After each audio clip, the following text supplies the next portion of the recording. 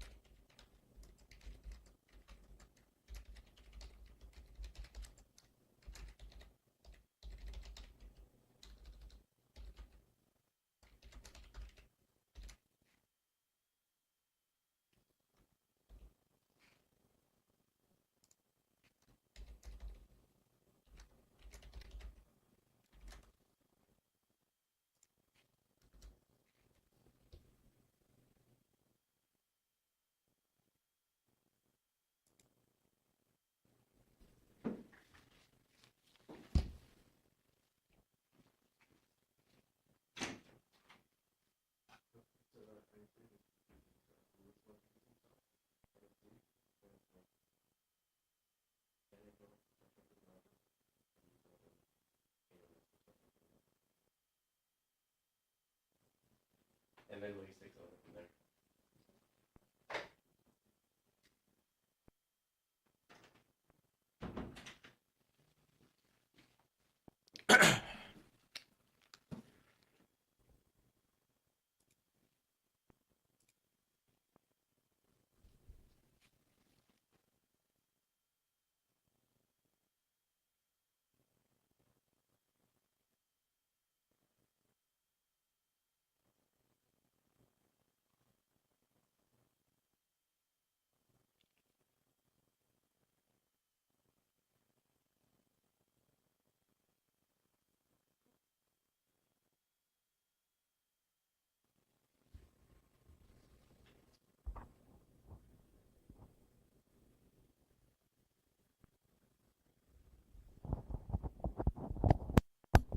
Oh, thank you very much.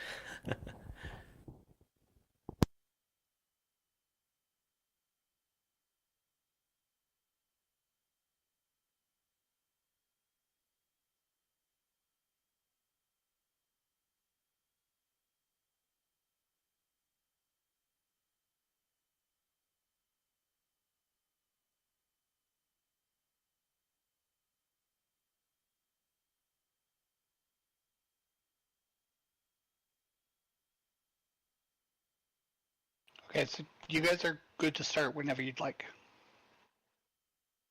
We're ready. Welcome.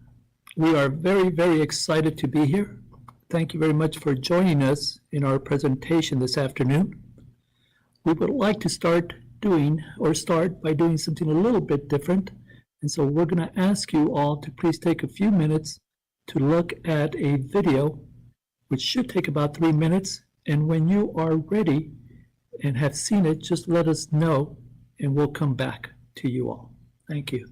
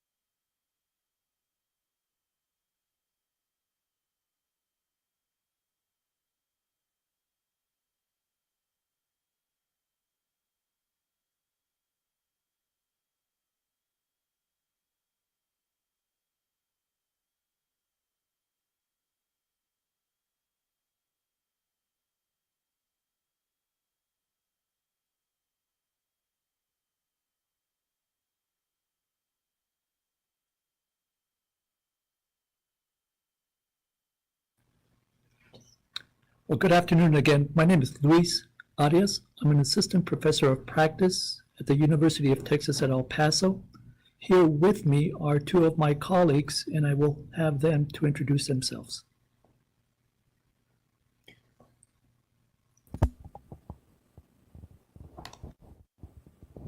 Hi, my name is Janet Hill, and I'm an instructional technologist at the University of Texas at El Paso. Thank you very much for reminding me. I work with a group called Inspire, and I work with gaming, multimedia, virtual development, photography, and video.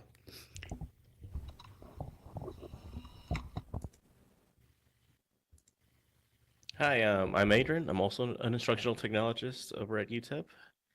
My primary roles, I guess, is audio and video. And I am also just getting over a bad sinus infection, so I apologize if I sound kind of weird nasally. Please bear with me.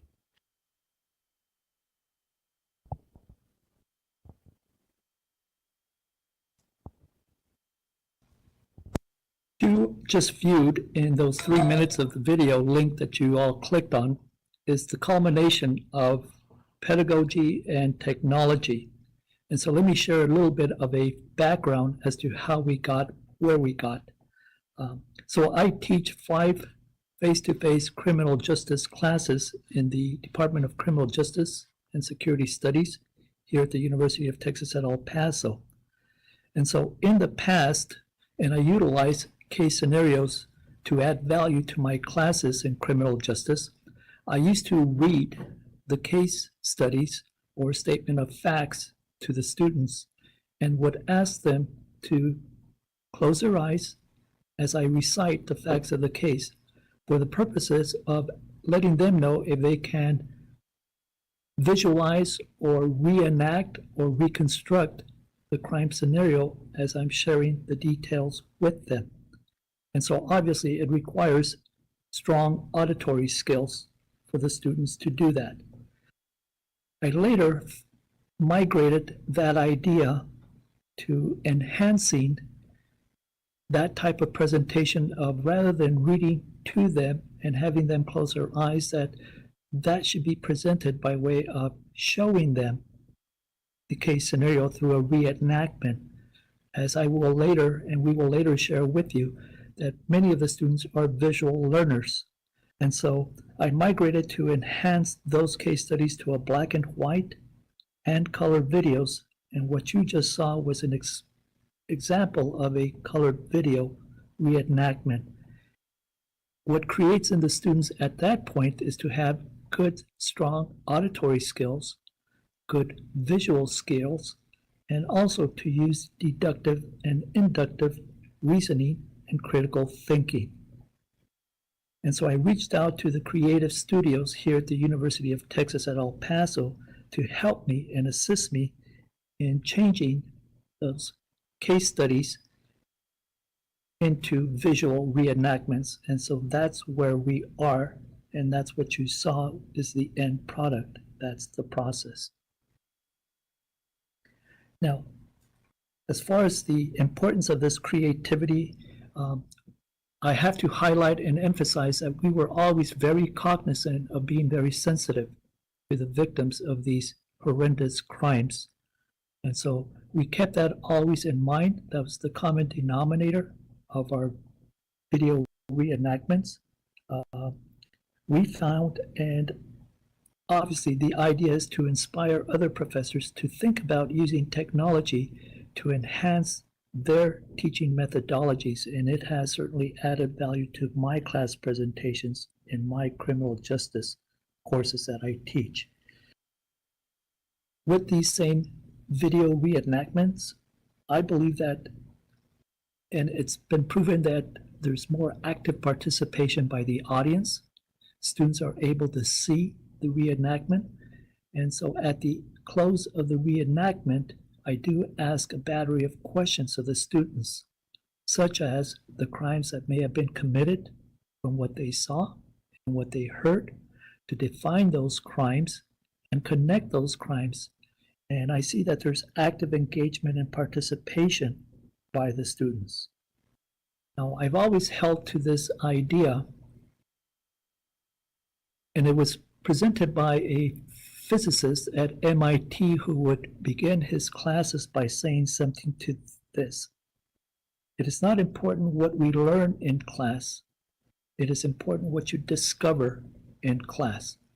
And so I think if students keep that in mind, it's not just about what they see, but they are critically thinking and analyzing, reconstructing, evaluating the situation, and that leads to critical thinking, what I would call corpo consciente students, conscious students or conscious learners. Now, what you saw there is a real life event that has been now simulated through this reenactment. And again, as I mentioned earlier, we always keep in mind to be very, very sensitive to the victim portrayals and to ensure that, we don't over sensationalize the activity upon a person. And so that's the importance of our creativity and, again, our sensitivity to educational technology. Thank you.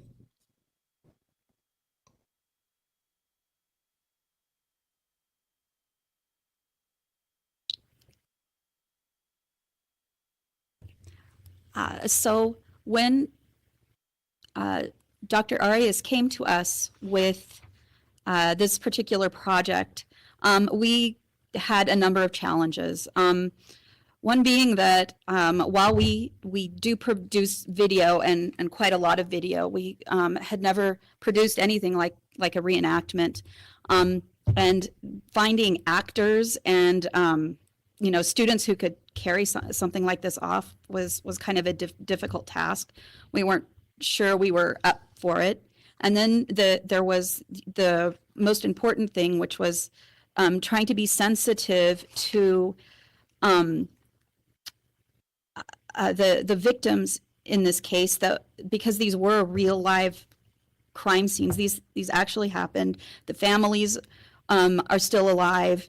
We didn't want to sensationalize this, and that was very important to Dr. Arias, and it was important to our team as well. So we started thinking about how we were going to do this, and the idea of live acting just didn't make a lot of sense for a lot of reasons. So we started thinking about animation, but animation can be kind of difficult to pull off unless you have the right group of people to do it, and it's also very time consuming. So we settled on the idea of using Machinima.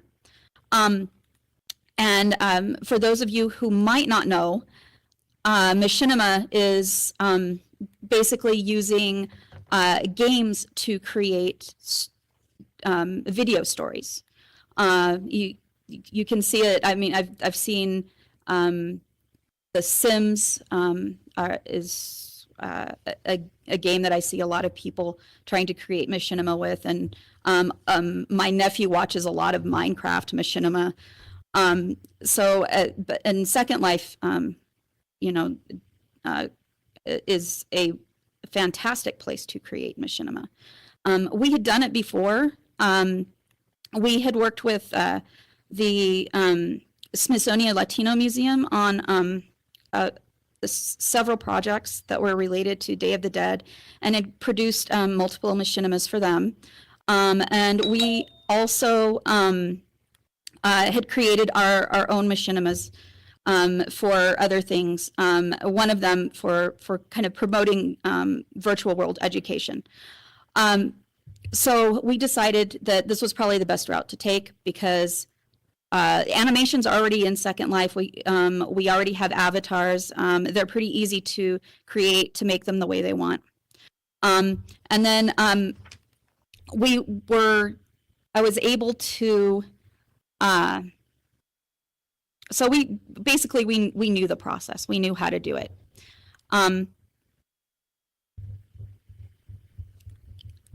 So then we had to think about how we were going to present it. The video that you just saw is all in color, but the first ones we did were actually, they have this kind of sketchy look. They're black and white, and it has this kind of unusual sketchy look to it.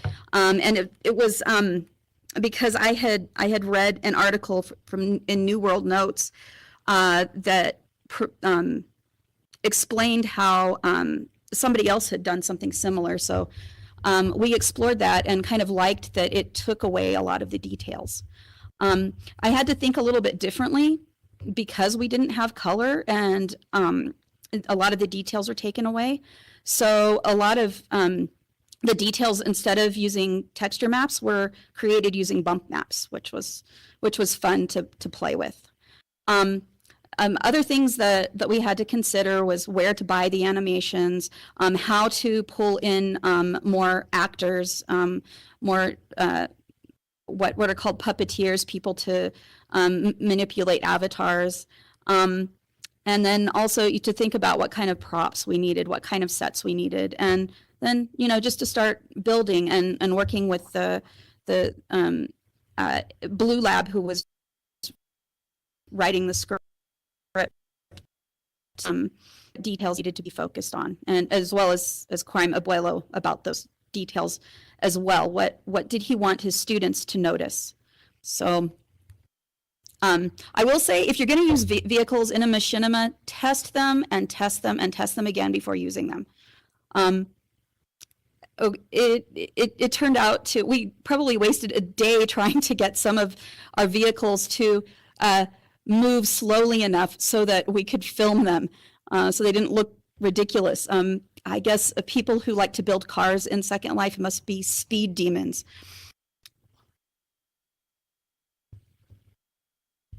And with that, I will pass it on to my colleague, Adrian Blue Lab, who filmed our machinima and then edited it.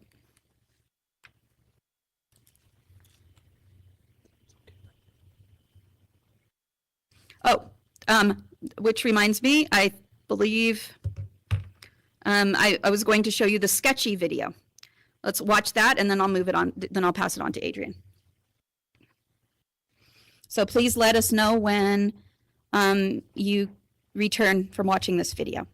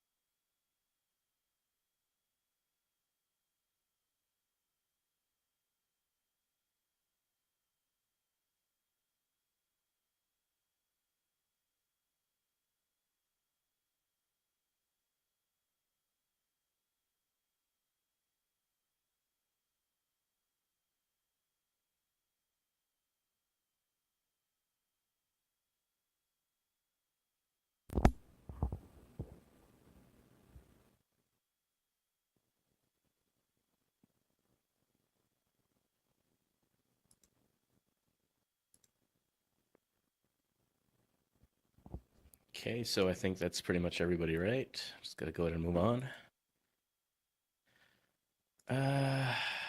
So yeah, so the whole process of getting this into an actual video, right? It all starts with quote unquote the facts of this case, right? Which is just a script that we received from Professor Arias, and after that we adapt it into a script that's appropriate for a voiceover, as you heard in those videos, right? We find a quiet area, get a high quality microphone and recorder, and move it from there. Soon after that, we storyboard or plan out and draw what we want the video to look like, right? Keeping in mind not to exploit the subject, right? The intent is to educate and staying respectful to the events depicted. At this stage, graphics are also developed, such as, you'll see this in the next example we're going to show you, but the overhead of a Walmart that's featured in the next video. So once we know how we want the video to look, we go to our team of puppeteers, as Janet mentioned, which is made up of our student staff, to populate the custom-made world that she created. And they each work from their own workstations. And, it's kind of difficult, too, in getting, everyone involved right at the same time, because we have, differing schedules or different levels of comfort with the technology. So, it's fun to kind of get all that sorted out. And like Janet said, right, test the vehicles. That in itself is probably one of the craziest things we got to do. We use very powerful gaming PCs, usually Alienwares connected to 4K monitors and run Firestorm on them, which gives us more options than the Second Life viewer, and screen record the scenes using that. I prefer to use OBS Studio to do the screen capture, as it provides me with a lot of control over frame rate, resolution, bit rate, stuff that's important for the video creation process. And I also utilize an Xbox controller for much smoother camera movements that I can receive from using a traditional keyboard. And I mean, again, all this ensures that we have some good video, because nobody wants to watch a choppy, laggy video, right? Well, we're all setting this up too. The puppeteers are practicing, and we're starting to get into the rhythm of how things should look and feel. And we make changes to the story, to the script and storyboard, if we're realizing that certain things aren't working out as we had originally planned, or we want to reframe a few things, or the camera movement just maybe isn't working as well, right? So that, like Janet mentioned earlier, is a huge, long process, but it's also a fun one. And once it's all done, we move on to editing. We compile all the resulting footage, and I start putting it together using all the various software available through the Adobe Creative Suite. So editing primarily takes place in Adobe Premiere Pro. There's some light photoshopping, After Effects work, Adobe Audition, getting that voiceover to sound extra crisp. Sound effects, as you notice, a lot of these videos have sound effects, which are dialed back in a lot of cases, because again, right, we're not trying to really sensationalize. It could be so much more over the top and dramatic, but again, we're trying to be respectful of the events and just kind of get the main ideas and vibes across, right? Not so much to, I don't want to say entertain, but yeah, you know what I mean. And yeah, during editing, we start making even more changes as need be, right? We can go back and record new Machinima to replace certain problematic shots that maybe didn't work. Once we're in the editing process, what we thought would while we were recording it, or edit the voiceover, or just completely add something new that we just thought of right there in the moment, right? And once that's all done, we render it out and put it on YouTube and ship it off to Professor Arias to use in his classroom.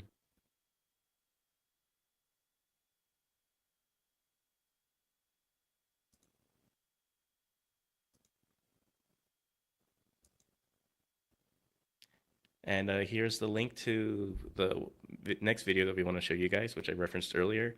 So if you could just take a couple minutes to watch that and let us know when you're done.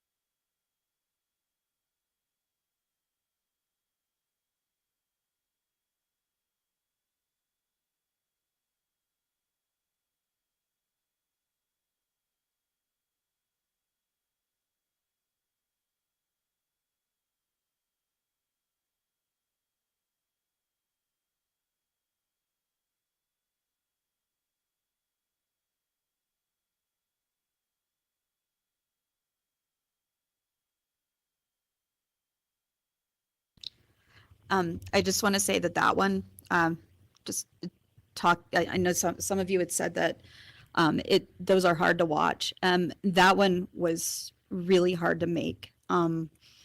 And, you know, I had to create that avatar of Alejandra, and that, I found that very difficult to do, and it kind of stayed with me for a long time. So, you know, these are not easy.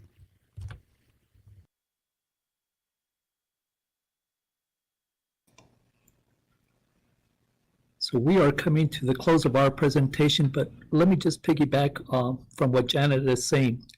The majority of my students in criminal justice are criminal justice majors.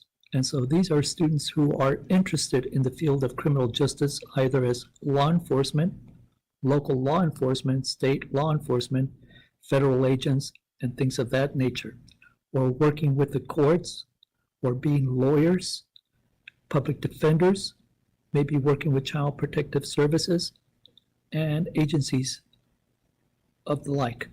And so while they may be difficult, it is real. These are real life scenarios. These are real life events. And so they may be difficult, but it is the reality, especially in the field of criminal justice. And that's bringing awareness, both academic and social awareness, to the students.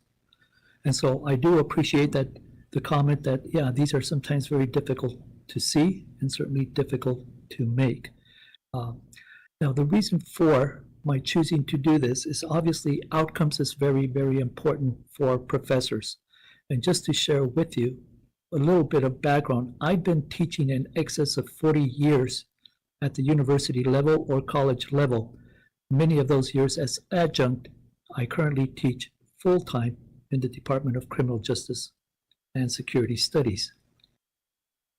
And so with that, keeping that in mind, and knowing my audience, if I were to teach my students today as yesterday's students, I think I would rob them of the future, as John Dewey said.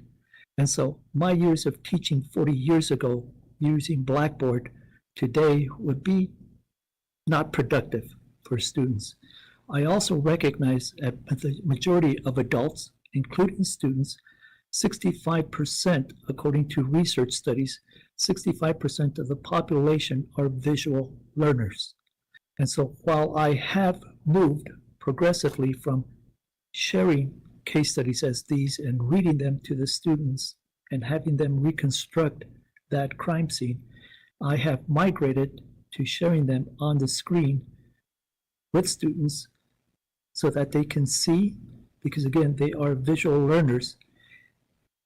And I have found out that even when I did the readings of the case studies, there was active participation by students. They would respond to my questions as I posed them to the students. However, more recently, and I have polled the students, and we have also had, through the high impact video here at UTEP, had students interviewed to give their assessment and their evaluation of the use of these videos. And so the majority of my students have seen those videos as being favorable to their learning, to their understanding, and what I would say the retention of education. So often, students are measured at the end of 16 weeks, which is the duration of my classes, by tests and quizzes and final exams. However, what's important for me as an outcome for my student is the retention of education, especially in criminal justice, because they will utilize that education as they go on to their careers. And it just so happens that sometimes the students may not remember the writings of a chapter in a textbook, but they may be able to answer a question by having recalled the video and identified crimes as a result of that video that they may have experienced and seen in classes. And so it is for that reason too that I wanted to just move with the cheese, as they say, and be contemporary in my methodology of teaching and the methodology of learning of students to retain information, to retain knowledge. And so at the end of that exercise of sharing with them the video, I do come back to the class and I, again, as I mentioned earlier, ask them to identify what crimes have been committed as a result of that video. So for example, in the Sofia Martinez, the ATM murder, one could begin with the word assault. The idea of placing in apprehension of fear the person that was driving up to the ATM. When that person utilizes a gun and shoots at her and the glass flying towards her and her body, that's a form of aggravated assault. The unlawful touching of her or the battery of her, which was done without permission. And so battery would be another crime committed. The fact that he has a gun to her head and forces her to withdraw $200 is the crime of robbery. When he forces her to drive off, that is called kidnapping. The fact that she cannot leave her car would identify the crime of false imprisonment, which is often missed by students, and so on and so forth. And so we go through that whole process of having the students either individually, or I break them up in small groups or pair them to identify the crimes, and then I ask for feedback.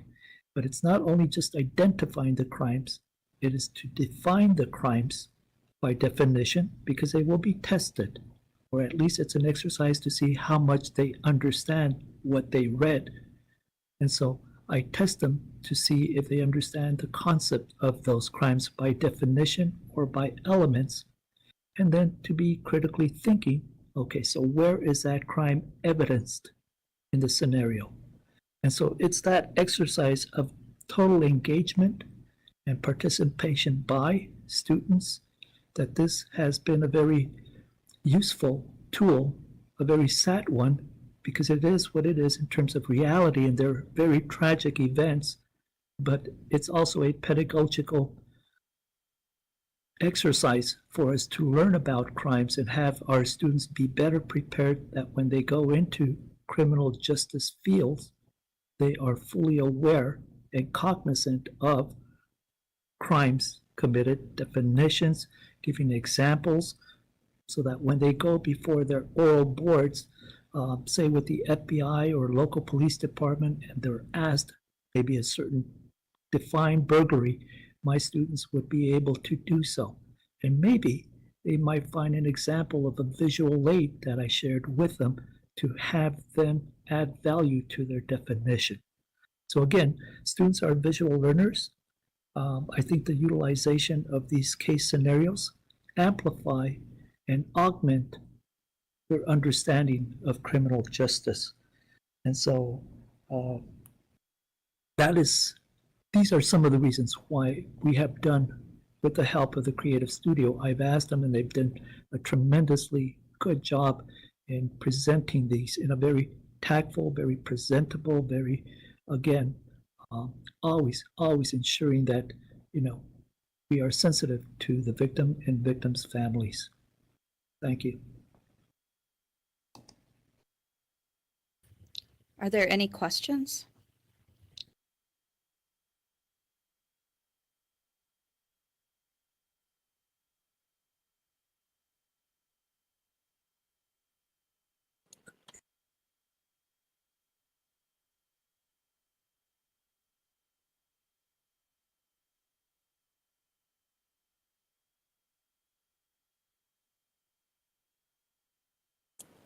I've got a question. This is Sidearm here, the one that found it hard to watch.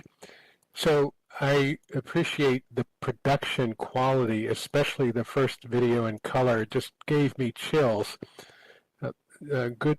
Thank you all for your hard work. And I think I'm understanding you to say crime, if I may call you crime. Your audience is your students, and they're getting a chilling experience of what it is that they're learning law for, that they can make a difference in this area. So that totally makes sense. I'm almost, but not quite, ashamed to ask you nuts and bolts details, but you make good points, all of you, about being sensitive to what really happened there. But what catches my interest is, for example, the relative production costs of using Machinima versus, of course, trying to hire actors and props to do it for real. I'll just list what came up, and if any of it you want to respond to. Is there a broader audience besides your students? Does it help you get support from your university or perhaps outside sponsors, organizations that are partnering with you? Is there anything else? I guess that's the key thing. Those are my questions. How does this help you spread the word even to a broader audience and help you achieve your goals within, the normal constraints of university life? Over.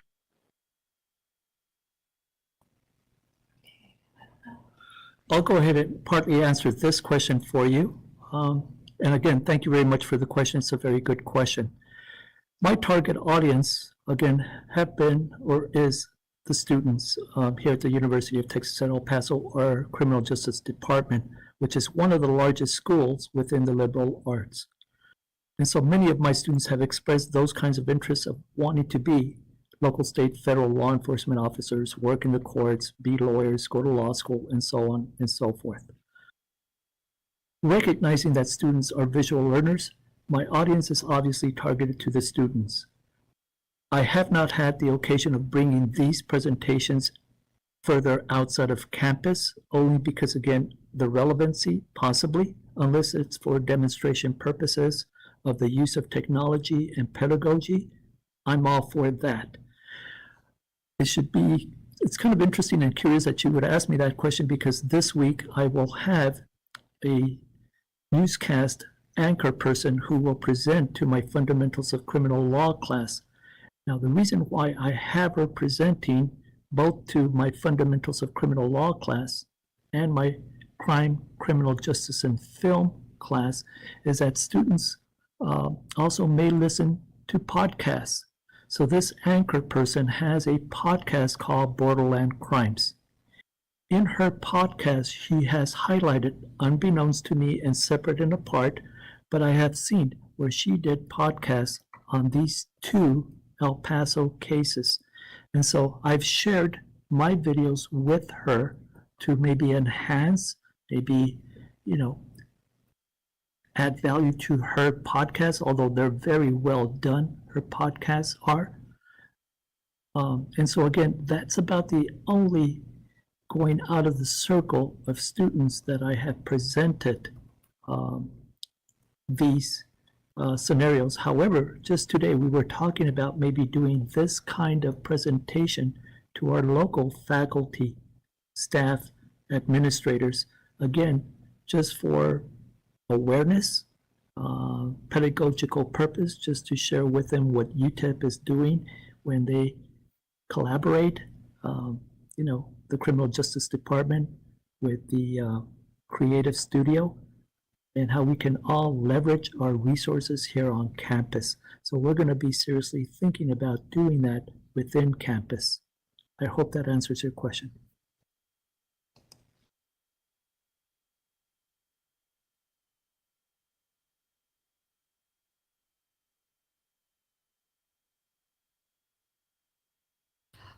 We are currently working on a campaign that is going to be rolled out next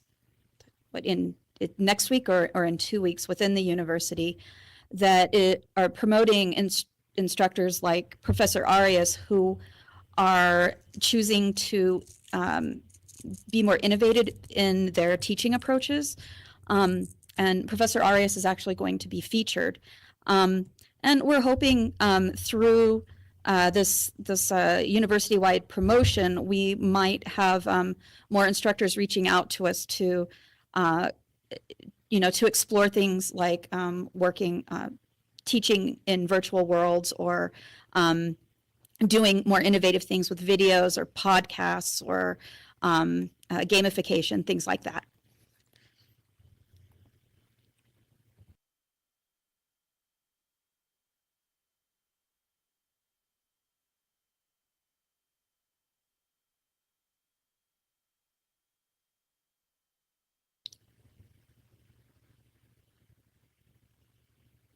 I guess I'll have one other quick thought. I was acquainted a little bit ago, I don't know if the call exactly, it's called Evasion VR Training, and they made in a Machinima, I don't know which platform, where it showed, this is back when the shootings and stuff were happening, a person how to hide under the desk, turn off their phone, and keep quiet while this shooter walked by in the hallway. I mean, that was also chilling. So there's almost like a field of machinima training where you get this emotional chilling. By the way, the music was just reached right up under my guts on that first color one. Really gorgeous production value. So I just wondered if you're familiar with that or you see the connections. A question for anyone on the panel. It looks like a possible area for continued growth. Somebody was just saying about using it for medical training. Over. No, I haven't personally seen that, but I'd be very interested to see it. And again, like I said, we haven't had very many faculty coming to us interested in this particular area. We basically, the way that we work is that faculty will come with a problem or some kind of interest in trying something, and we will work with them to come up with a solution. And it might not be exactly what they had planned to begin with. So we kind of analyze the tools that we have available and then make suggestions. Machinima has never really come up before, but it definitely could in the future. And like I said, with the promotions that we're doing, it's entirely possible we might have more people coming to us to do that.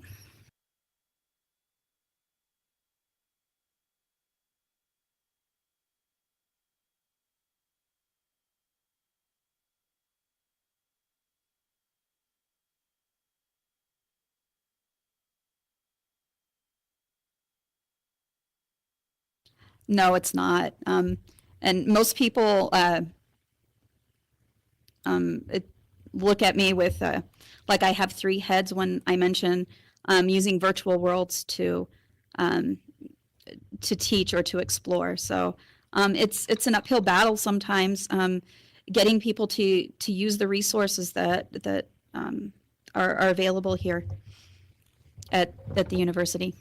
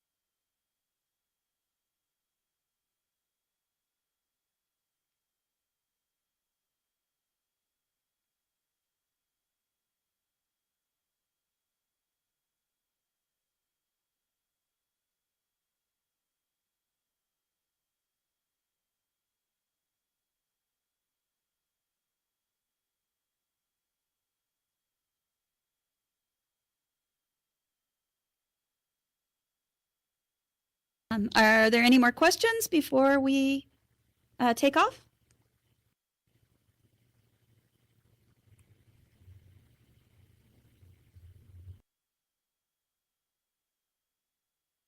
Well, I guess my last question, I know that stream is cutting. Madeline, it looks like you're a SL-ish person, crime, and are all three of you going to be continuing residing in Second Life, or some of you, just to, for the future? What are you up to in the future? Over. I think that I will certainly leverage the resource that we have here at UTEP and the excellent work that both Adrian and Janet contribute to my presentations in criminal justice. Education is evolving. I'm always thinking of better ways to teach. And I want to be, again, a contemporary professor learning new methodologies. So I foresee myself utilizing maybe similar cases or maybe case scenarios or even great novels. For example, I passed on to the creative studios the brothers Karamazov as it pertains to Dmitry Karamazov and the trial, and see if they can maybe exploit that and see if we can maybe create a scenario of that trial from great literature to expose criminals justice students to, at one point in their life, read the classics. And so, again, I'm always looking at new ways to teach and to enhance learning and make my students critical thinkers and always learning in the future. I will say that I am working with Chicano Studies right now to create virtual Aztlan. I'm not sure I'm saying that right. I have some students who are working with me to 3D model things like cenotes and some Mayan pyramids and things like that. That particular project should be, we should be rolling that out probably within the next 3 or 4 months.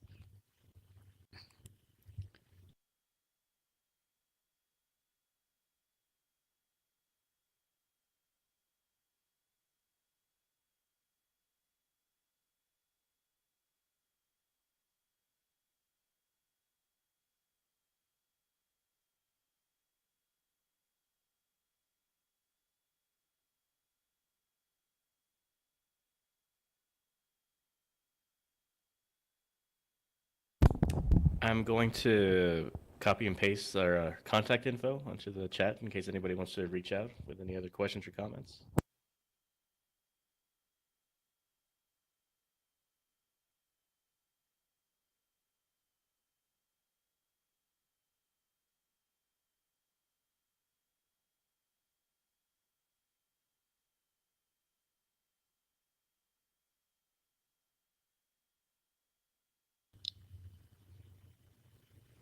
Thank you all so much for coming. I hope you enjoy the rest of the conference. I know I've enjoyed the sessions that I've been able to get to. Thank you very much for joining us on our presentation on this Saturday. Thank you very much for taking the time to see and hear from us. Have a very good weekend.